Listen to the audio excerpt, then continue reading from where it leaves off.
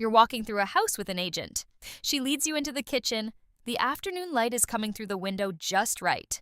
There's a small backyard through the glass door. Nothing spectacular, just a patch of grass and a few trees. And somewhere between the kitchen counter and that backyard, something happens in your head. An image appears. Saturday morning, coffee, quiet, kids playing outside. This could be ours. That's the moment the financial decision gets made. Everything that comes after, the mortgage application, the inspection, the negotiation, the closing costs, that's all just paperwork. The actual decision happened in about 4 seconds, standing in someone else's kitchen, responding to afternoon light and the idea of a life you want to have. And here's what nobody tells you before that moment, the entire process you just walked through. The open house on a Sunday afternoon, the staging, the way the agent described the neighborhood, the photos that made the backyard look bigger than it is. All of it was designed deliberately and carefully to get you to exactly that feeling. Because that feeling is what gets houses sold. Not square footage, not interest rates, not price to rent ratios. Feelings. And the industry that profits from your purchase understands that better than almost anyone. Today I want to talk about something that the real estate industry would very much prefer you didn't think about too clearly. The emotional architecture underneath every home purchase decision, what it is, why it's there, what it costs you, and how to make a better decision once you can see it clearly. The stability that isn't. Let's start with the most common reason people give for wanting to buy a house, because it sounds so reasonable that nobody ever challenges it. I want stability. I want a place that's mine, where nobody can make me leave. This is a legitimate human need. Stability, security, the sense of having a permanent base. These matter. They affect your well-being, your children's development, your sense of belonging in a community. I'm not dismissing them, but here's the financial reality underneath the feeling, and it's one that the framing of homeownership as stability consistently obscures. You don't own the house until the mortgage is paid off. The bank owns the house. What you own is the obligation to pay the bank every month for the next 30 years. If you stop paying, for any reason, job loss, medical crisis, economic disruption, the bank can take the house back. Foreclosure. The stability you bought is contingent on your ability to maintain continuous income for 3 decades. Think about what that actually means. You pursued stability by taking on a large, fixed monthly obligation that exists regardless of what happens to your income. You reduced your liquid savings to make the down payment. You concentrated the majority of your net worth in a single illiquid asset. You committed to a specific location in a way that limits your ability to move for better opportunities. In the name of stability, you created a specific kind of fragility. The person who rents a reasonable apartment and invests the difference, who has $200,000 in liquid savings and no fixed obligation beyond a lease, has a different kind of stability. Not the visible kind, not the kind you can point to and say this is mine, but the kind where if their industry contracts, they can move. If their income drops, they have runway. If an opportunity appears somewhere else, they can take it. Genuine financial stability is not about owning walls. It's about having options. And the mortgage, the instrument designed to deliver the feeling of stability, often reduces options more than it creates them. The thing you can touch. The second emotional reason people buy houses is less often stated explicitly, but operates powerfully in the background of almost every purchase decision. A house is real. You can see it. You can touch it. You can stand in it and feel the weight of what you own. Stocks are numbers on a screen. A portfolio is abstract. You can't show someone your index fund the way you can show them your house. There's no emotional charge to checking your brokerage account the way there is to walking through your own front door. This is called the tangibility bias, and it's one of the most well-documented cognitive biases in behavioral finance. Human beings consistently place higher psychological value on assets they can perceive physically than on assets of equivalent or greater financial value that exist only as numbers. And the real estate industry has built an entire vocabulary around exploiting this bias. Bricks and mortar, something real, an asset you can live in. They're not making more land. Every one of these phrases is designed to activate the tangibility bias, to make the house feel more substantial, more secure, more real than whatever else you might do with your money. But here's what tangibility actually gets you financially versus what it feels like it gets you. $300,000 in an index fund is $300,000 you can liquidate in 3 business days. It's diversified across thousands of companies. It generates returns whether or not you think about it. And it doesn't require maintenance, insurance, property taxes, or a 30-year loan to hold. Then $300,000 in home equity is $300,000 you cannot access without either selling your home or taking on additional debt. It's concentrated in a single asset in a single market. It requires ongoing costs to maintain, and the psychological comfort of being able to see it and touch it doesn't change any of those financial realities. Tangibility is not safety. It's the feeling of safety. And the gap between those two things, compounded over decades, is where a significant amount of wealth quietly disappears. The identity you're buying. Here's the one that's hardest to talk about, because it requires a level of honesty about our own motivations that most of us would rather avoid. Home ownership means something in our culture. It means you've made it. It means you're an adult in the full sense of the word. It means you're rooted, responsible, stable, the kind of person who has figured out their life enough to commit to a place. Renting means something too, and the cultural coding is less flattering, temporary, not quite there yet, still on the way to the real version of your life. These aren't financial assessments, they're social narratives. And they have enormous power over the decisions people make. Power that the real estate industry understands perfectly and leverages deliberately. When you buy a house, part of what you're buying is a version of yourself. The person who owns a home. The person who has a place that's theirs. The person whose life looks, from the outside, like it's going according to plan. That's not nothing. Identity matters. The way we see ourselves and the way others see us affects our confidence, our relationships, our sense of place in the world. I'm not saying these things are trivial, but identity spending has a cost. And in the housing market, that cost is substantial. In most major markets, the premium to own versus rent an equivalent property, when you account for mortgage payments, property tax, insurance, maintenance, and the opportunity cost of the down payment, runs somewhere between $500 and $2,000 per month more than renting.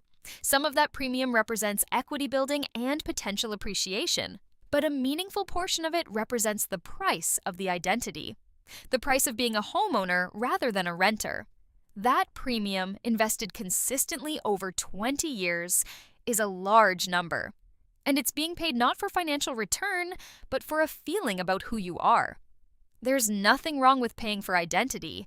People do it constantly, with cars, with clothes, with neighborhoods, with how they spend their weekends.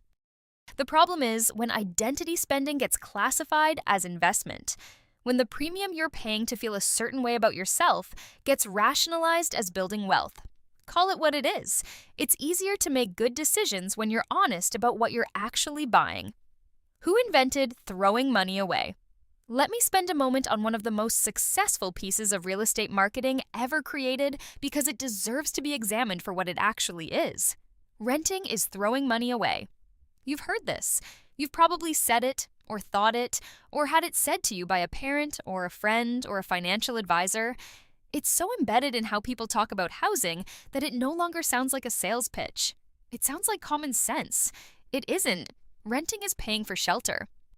You need shelter. The money you pay for it buys you a place to live. That is not throwing money away. That is purchasing a service you require. Mortgage interest is also paying for shelter.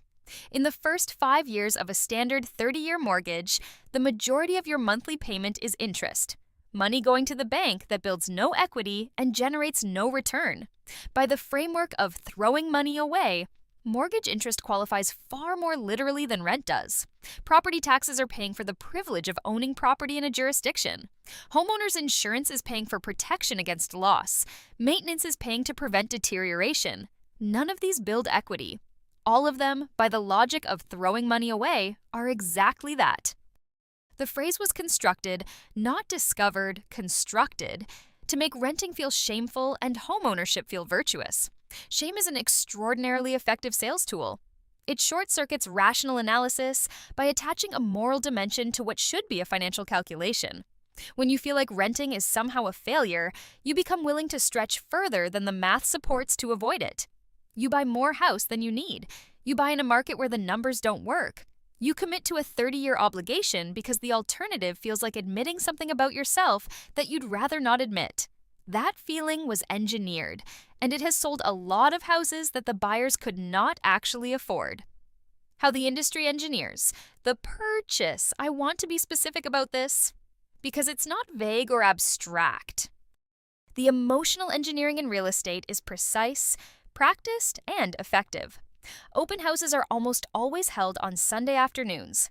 Not because that's when agents are available, because Sunday afternoon is when people are relaxed, unhurried, in a family mindset, and emotionally open to imagining a future rather than critically evaluating a present.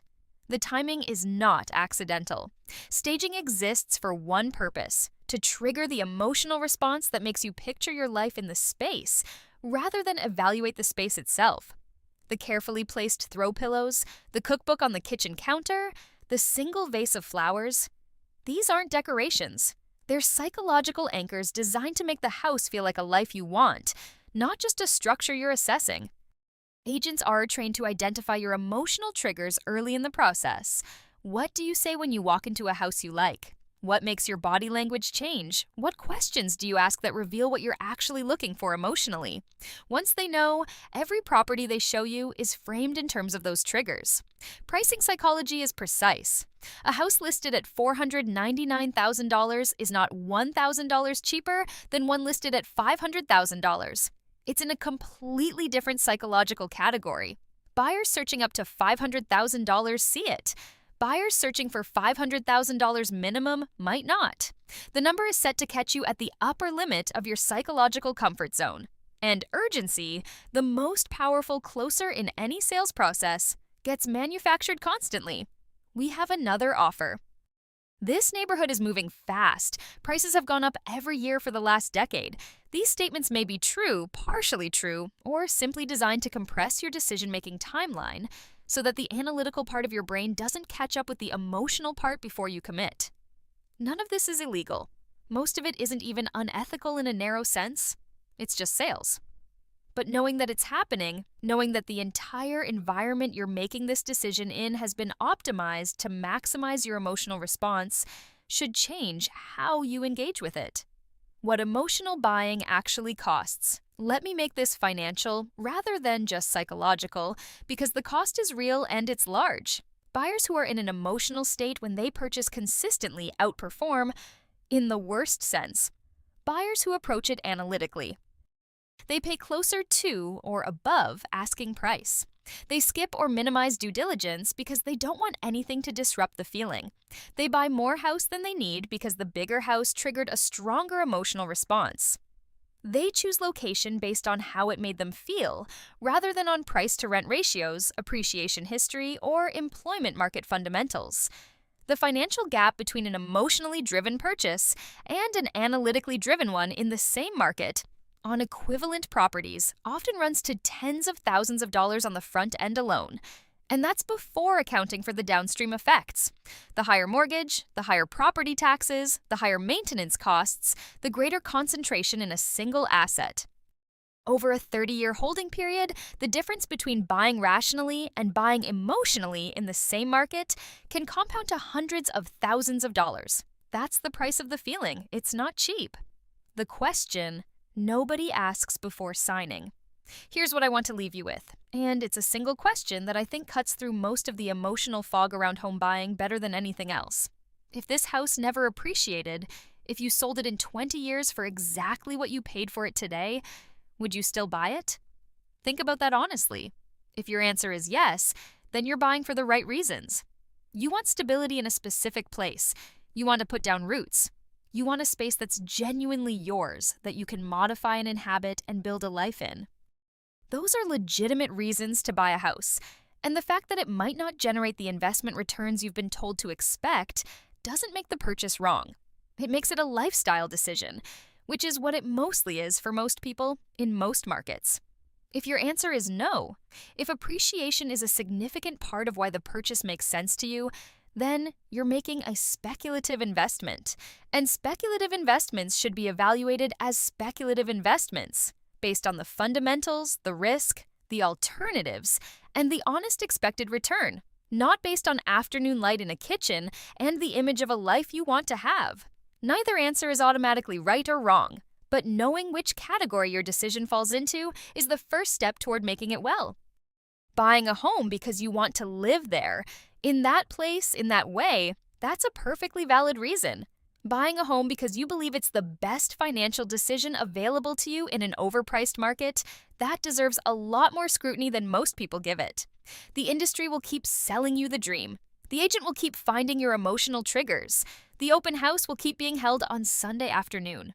What changes is whether you walk in knowing what's happening, or whether you find out afterward, standing in a house you love, doing math that doesn't quite add up, wondering how you ended up committed to something you can't entirely afford for the next 30 years. The feeling is real. The financial decision that follows from it doesn't have to be made by the feeling.